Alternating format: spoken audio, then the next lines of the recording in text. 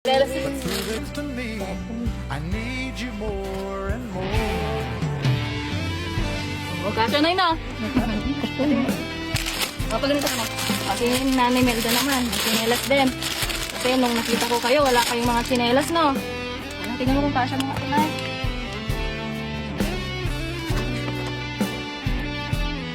Kasyang-kasya. Kasyang-kasya na yun ah. At syempre, hindi mawawala yung papayong natin kila nanay. Baka wala na naman may gustong isakay sila. So, kailangan na kailangan po nila ito mga kababayan. Kasi nakakaawa naman po sila.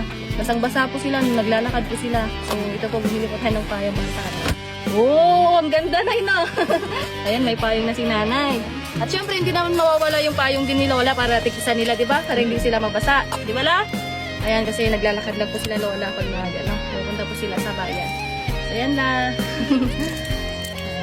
Lola, pahalagan nyo yan ha. At syempre la, ito, tanggapin nyo rin itong mga kababayan. Tent din po, para sa kanila. At syempre mga kababayan, ito po, 2 sack na bigas, and then, ito po, mga groceries. Ayan, nay, tinapay.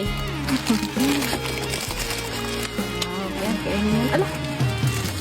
Tinapay, and then mga ano din po, biscuit, at dilata, and konting ano po. Ayan, noodles and gatas. Ayan, magatas kayo, nay, ha? May bigas na rin po, may ulam na ano, nay, na. Ano, nay, masaya ba kayo, nay? Masaya kayo? Ma'am.